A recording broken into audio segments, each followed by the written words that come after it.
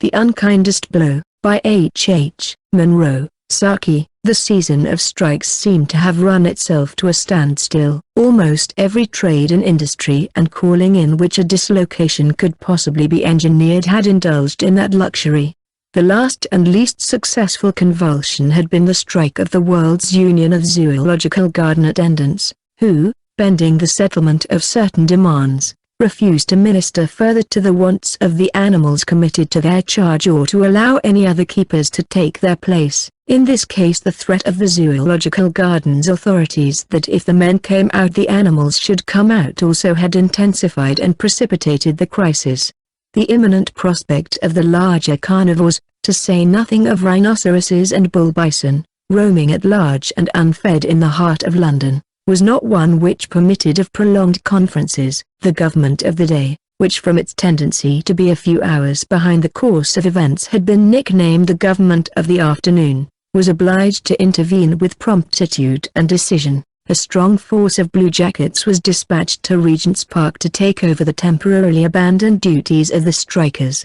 Bluejackets were chosen in preference to land forces, partly on account of the traditional readiness of the British Navy to go anywhere and do anything, partly by reason of the familiarity of the average sailor with monkeys, parrots, and other tropical fauna, but chiefly at the urgent request of the First Lord of the Admiralty, who was keenly desirous of an opportunity for performing some personal act of unobtrusive public service within the province of his department. If he insists on feeding the infant jaguar himself, in defiance of its mother's wishes, there may be another by-election in the north, said one of his colleagues, with a hopeful inflection in his voice. By-elections are not very desirable at present, but we must not be selfish. As a matter of fact the strike collapsed peacefully without any outside intervention. The majority of the keepers had become so attached to their charges that they returned to work of their own accord, and then the nation and the newspapers turned with a sense of relief to happier things. It seemed as if a new era of contentment was about to dawn.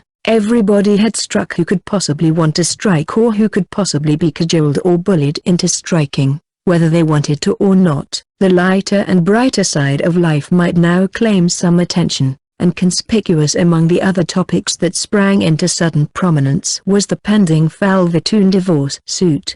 The Duke of Falvatoon was one of those human hors d'oeuvres that stimulate the public appetite for sensation without giving it much to feed on. As a mere child he had been precociously brilliant.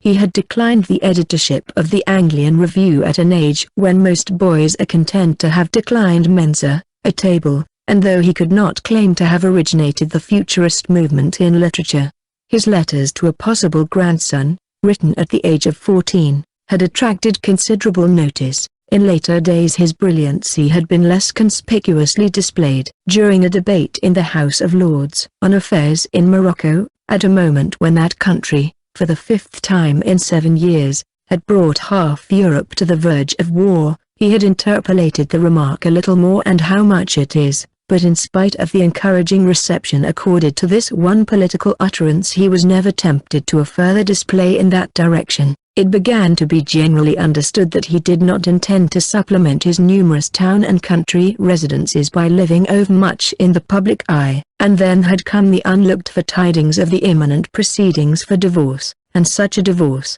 There were cross-suits and allegations and counter-allegations, charges of cruelty and desertion, everything in fact that was necessary to make the case one of the most complicated and sensational of its kind, and the number of distinguished people involved or cited as witnesses not only embraced both political parties in the realm and several colonial governors, but included an exotic contingent from France, Hungary, the United States of North America, and the Grand Duchy of Baden. Hotel accommodation of the more expensive sort began to experience a strain on its resources. "It will be quite like the Durbar without the elephants," exclaimed an enthusiastic lady who, to do her justice, had never seen a Durbar.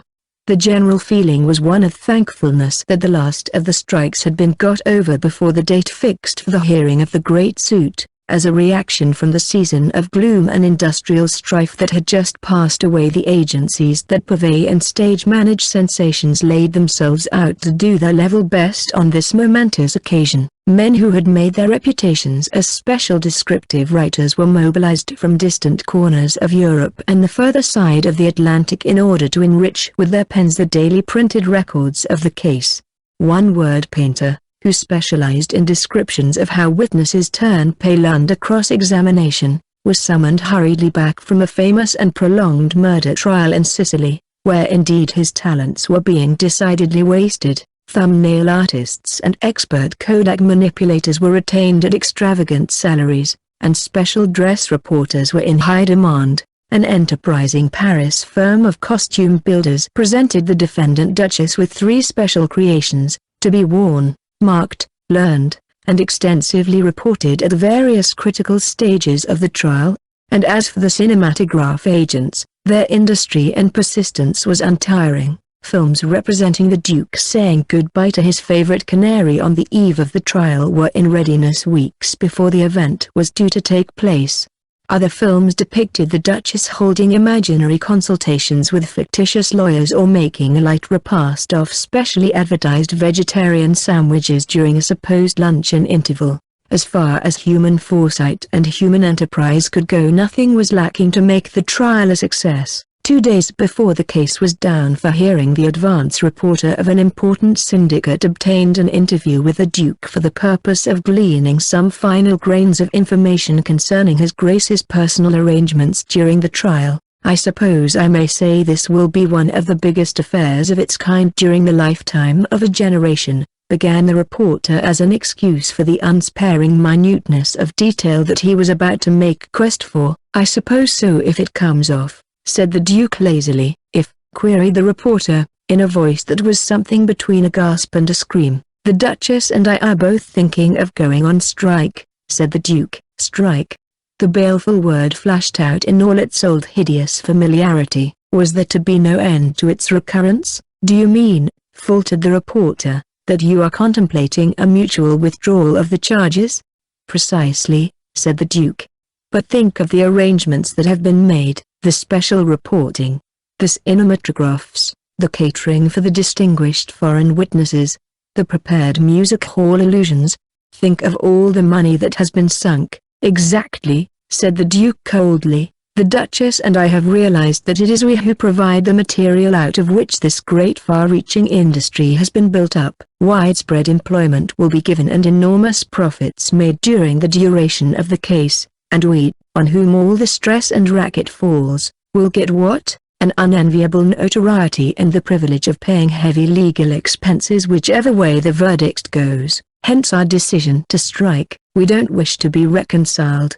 We fully realize that it is a grave step to take, but unless we get some reasonable consideration out of this vast stream of wealth and industry that we have called into being, we intend coming out of court and staying out. Good afternoon."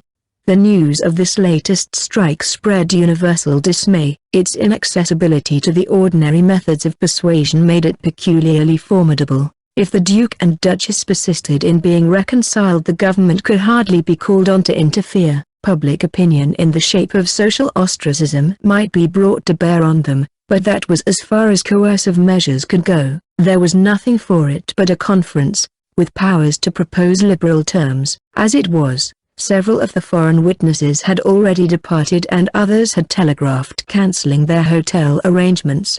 The conference, protracted, uncomfortable, and occasionally acrimonious, succeeded at last in arranging for a resumption of litigation, but it was a fruitless victory. The Duke, with a touch of his earlier precocity, died of premature decay a fortnight before the date fixed for the new trial.